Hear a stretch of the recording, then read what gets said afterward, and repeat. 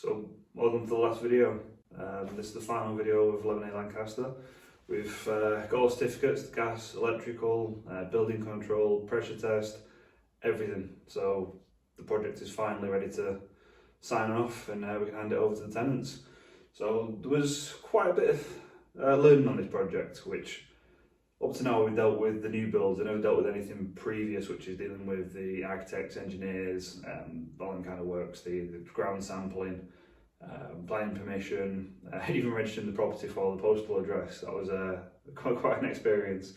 So yeah, there's quite a lot we've learned on this one. A few things we'll do different to improve, but that's the whole point of doing things, to learn and better yourselves on each one. So yeah, this is actually the last video, the last day. Once I finish this recording, I'm going to go drop the keys off the lettings agents and the property's ready for a tenant to move into. And they are signing the contract, I believe, about 1:30 today. So as of tonight, someone should be living in here. So I'm going to take the camera around, we'll show you around what's been done, where we're all finished off, get some nice shots from outside, the sun's out, so should be good to show you the camera, show you the garden. Thank you. So it's nice to see this with a bit of sunlight here. We've got the kitchen all installed. Originally the washing machine was supposed to be here. I think I've discussed this in the previous video, but we moved it upstairs just because the size of the kitchen gives us a bit more space down here. Yeah, we've got there's a light switch outside for the overhang at the front of the building. Just some nice lights out there. We've got the alarm and the thermostat for the boiler. Front door. There's downstairs toilet. It's DDA compliant, which means a wheelchair user would find it quite easy to be able to use that toilet without having to struggle getting upstairs. And here we are, everything's all pre-wired, Virgin, Sky, you got your TV, satellite, BT OpenReach, everything's there. Come out, nice garden. So, an Indian stone laid down. Look nicer than the concrete ones, cost about the same, but it just looks nicer. Decent sized garden, everything's levelled out. Access down the side of the property there. Show you this front. Love these windows. The little detail of the side window here and the quirky shape up there adds a bit of character to the place. We'll go upstairs now. Got the lights on. So, carpet was fitted the other day. A good friend of ours does it. Does a fantastic job. So I've got the boiler in there, and this is where the washing machine will be going. All plumbed in. You got your cold feed, you got your waste, and just around there you got the power. So this boiler, bit of a nightmare to fit. It's got Wi-Fi access, so I'll tell you about that in a minute. Let's carry on the tour. So here's the double bedroom. So we put sockets either side of the bed, so you can have like bedside units and a lamp and your phone charger and whatnot. Wardrobes are going along here, and there's your Sky and Virgin.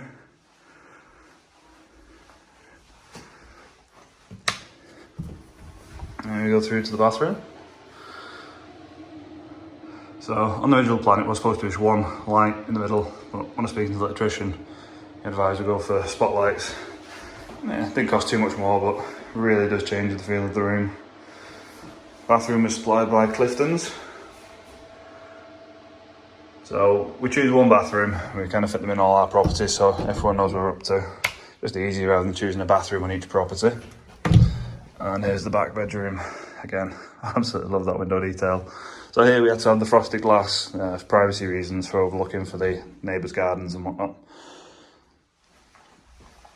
So then this was the space. Like I discussed in the previous videos, it was just going to be space just above the landing, unusable. So I ended up putting a floor in, walled it off, cracking space there for storage. So on this project, like I was saying, there's a few things that we've had some learnings on. The air pressure test was taken from the back door. Now, to comply with building regs and get the EPC we needed, we had to get a 7 or less. Anything higher than that would have been a fail, and that's air changes per hour.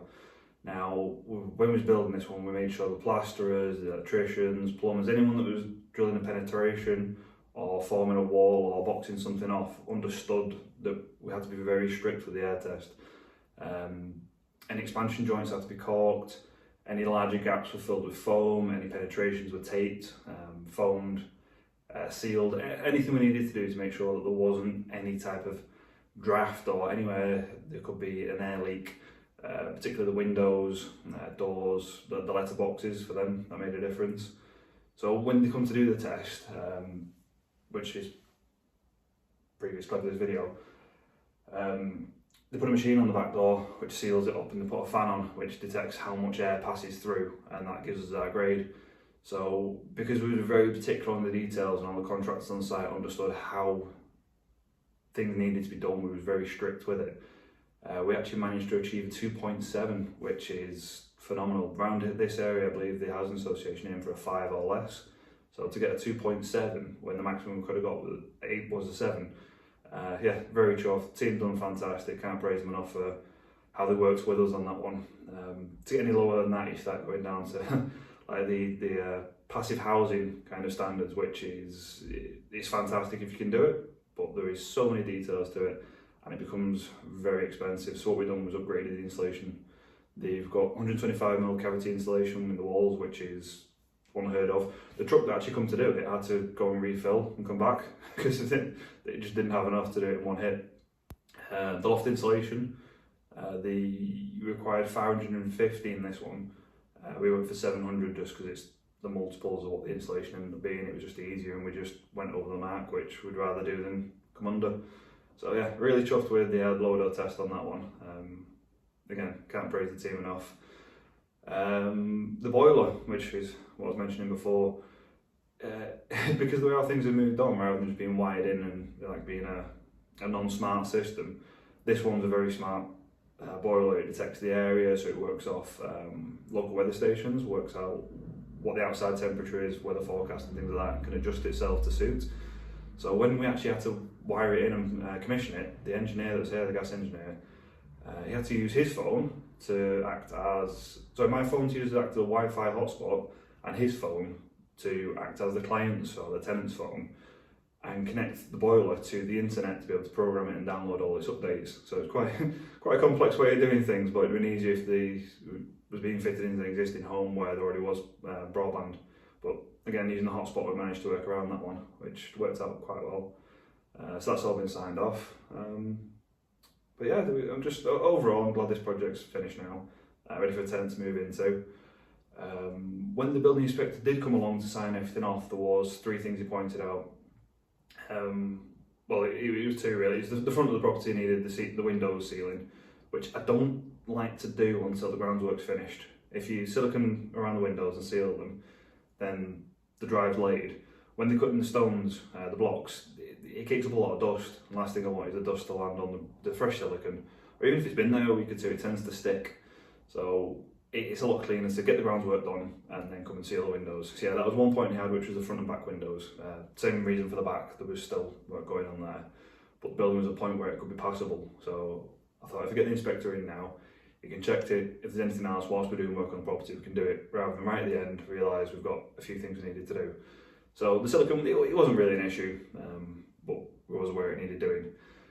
The second one was the security chain on the front door. Now, I've never known anyone really fit security chains on the front doors anymore. Not really something you see, but one of those we needed to do it to sign it off, so I just nipped over to screw fix. I think it was like $2.99, fitted that, and that was it. So out of a whole build for the final stage, for building control coming around to snag things, I'd take the 2 things. Just one we was already aware of we needed to do, just hadn't been done because of the groundwork still going on, and the security chain, which like I say, it took 2 minutes. So yeah, very pleased with that overall. Sorry, the third one was the front, the structural steels, which I'll go outside and do a video of in a second, needed fireproofing. Now, this wasn't something we've been made aware of, so we had to get Rollins fireproof paint, so we had to get two or three layers of undercoat with this specific paint. Had to go on 1,000 microns thick, which had a little detector to say how thick the paint was. and then 2 top coats, which made it fireproof. The reason being, because the building's got the overcrop at the front where the drive is, should there be a fire with whichever vehicle's there, if there's an engine fire or whatnot, the steel is protected for half an hour until the fire brigade can get here. So it just makes things safer for the tenants, especially with that being the bedroom, because that's where they'll be most of the time. So yeah, we had to go up to Leeds to get that, because on the plans it just said paint to suit RAL 7016, didn't specify anything like that, so we just assumed it was going to undercoat it and top coat with gloss. But we had to use this certain type of paint, which ended up being £260 for 4 tubs. But no other choice with the way our building reg is going on and the disaster we had quite recently. Building control are very strict on fire, anything to do with that, structural elements, fire control, fire blocking, and it's fully understandable, but finding out at the end of the job you need to pay another £260 for paint was a little bit of a kick, but got it all done now, so I'll take you outside there, I'll show you around, and it looks nice, to be honest, with the RAL 7016, it matches the doors. Usual grey that everyone's going for at the moment. So I'll show you the drive, that's all finished, and the front of the building, you already see the back, and that's the last video for this project. Thank you. Yeah, so here we are now on the outside. It's weird, the sun's out and it's snowing, which is typical Mancunian weather. So there she is.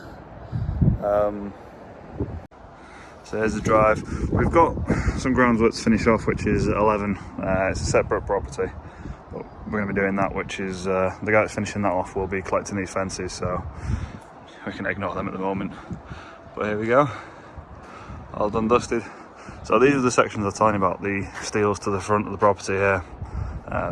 Basically this is the drive for here, and if the engine was here and there was a fire, it just protects the tenants in the building. So yeah, nicely matches the doors and windows. So we've got the electric cupboard, gas, water, you got the drains. It's quite busy around this section. Got the Indian stone down the side. So there we go. All done.